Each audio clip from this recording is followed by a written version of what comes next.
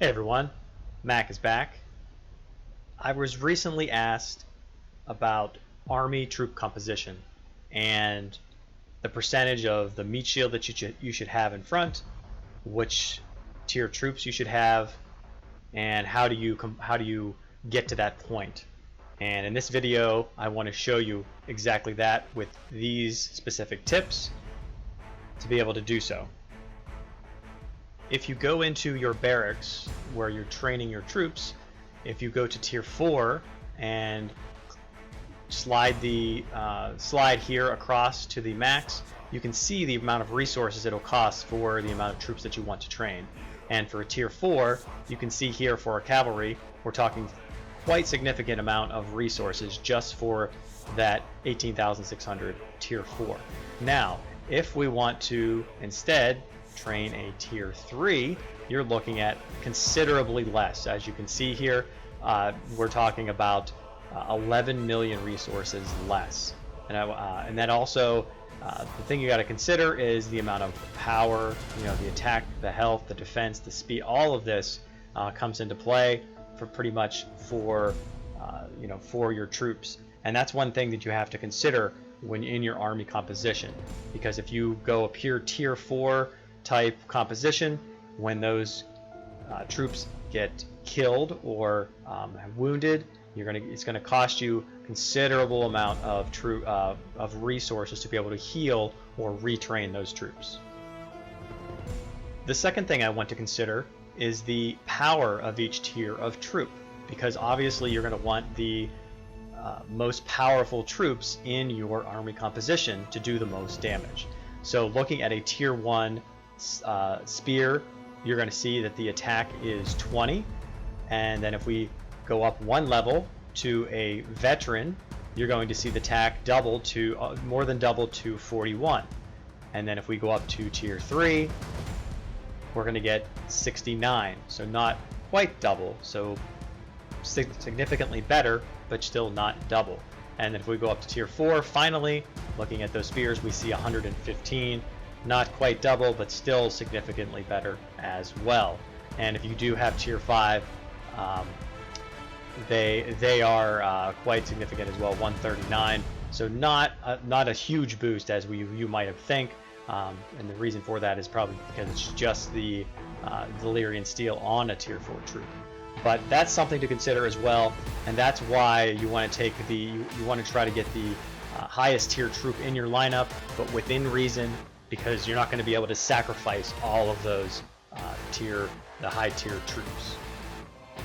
So my third point is going to be the morale bar. If you look up here at the 100%, and they're both at 100% initially, except for you'll lose a little bit at the beginning.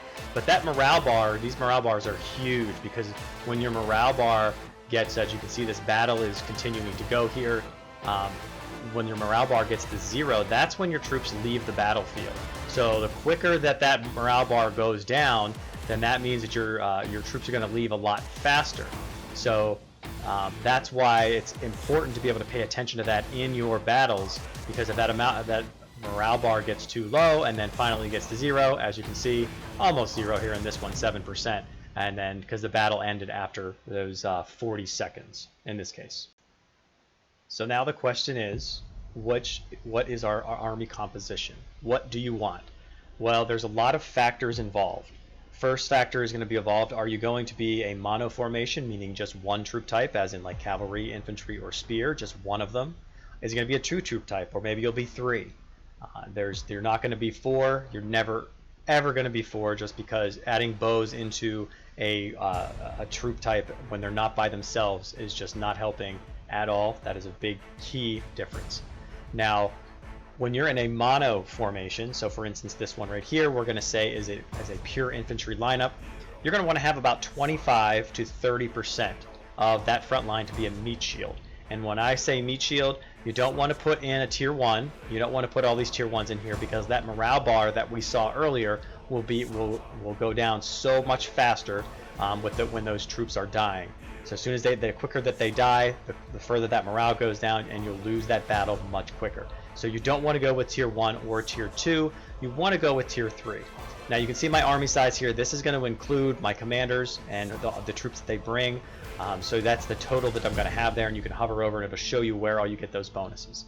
Now as for a tier 3, for what you're going to want to do is at 25 to 30%. Well, 20% is about 180,000. So at 180,000, that's actually not too bad, as you can see there. 180,000. That's going to be your meat shield there. You could, and like I said, you could probably even boost that if you wanted to up to 200,000, and then put in the rest for your tier 4s, and then there you go. That's your mono line. Very, very simple. You don't need any more than that. If you're maybe a little weaker, you could actually throw a little bit more of the meat shield in there. But again, that's where you're losing some of that power, and it's going to be a little more difficult to do so. Now, as we look at a 2-troop type, we're going to start by an example of the infantry spear here at the top. So we're going to use the same commanders that I have here to keep the same army size. Now, with a 2-troop type, you want to generally do something very similar to that front line, 25 to 30%, as I had previously stated. So as a 25 or 30%, what you're going to do is pretty much the exact same thing. So this time I'll throw in the 200,000, and then I will look to split the rest of that between those 2 troop types. And my suggestion is, between the tier 4s here of your infantry and your spear, go a little bit more heavy on your infantry for the most part. And the reason I say that is because a lot of that health that you're going to have is going to be for those tier 4 infantry, because they are your front line. So in this case here, we have about 700,000 left, so about a 350. So I would probably go down here, and I'd probably say like a 350,000 would be my, is what I would probably put in for the royal spears, and then I would just max out whatever my infantry is here. You can see it's 350, and a little bit of extra there as well. So for a 2-troop type, I think that's about where you want to be. Like I said, you can adjust this accordingly. If you get into some fights or attacks, maybe you want to put in a little bit more of that tier 3 meat shield. And finally, a 3-troop type, very similar to what I just explained before. This time we'll go with an imp spear cav. With that infantry front line, you're going to put 200,000, same type, because we're using the exact same type as we had before. And then with those last 3, you're going to split them up, and you're talking about a 20 to 25% of your army size at that point as well. So you're going to take that 700,000 and you're going to divide that by 3, and then that will be how many spear, cav, and infantry tier 4 that you're going to want to have in that lineup. And there are 2 exceptions to this, to these formations that I'm explaining to you here. And the 2 exceptions are, if you're in the fiery mine like I have here, you can see that the fiery mines, at each battle, 90% of the troops lost in the local mine and cross servers will be resurrected. So if you are in the either one of those mines, the local or the cross server, you will want to put tier 1s in that lineup, and the main reason is that because you don't really care if you lose this battles in here. You'd rather just lose those tier 3s, be able to heal them very quickly and not cost you a lot of resources. And the other one is the glorious battle. The glorious battle, you're going to have a lot more tier 3, not tier 1. You want a lot more tier 3 in that, because you're going to run into some whales no matter what in that one, especially if you're fighting, and you want to be able to heal those troops and train more of those tier 3 troops without significantly getting into your tier 4s. So you want to protect them as much as possible. So you're looking in there probably around a 50%, or maybe even 60% tier 3 when it comes to the glorious battle. So I hope this helped you with your army composition. Until next time, Mac out.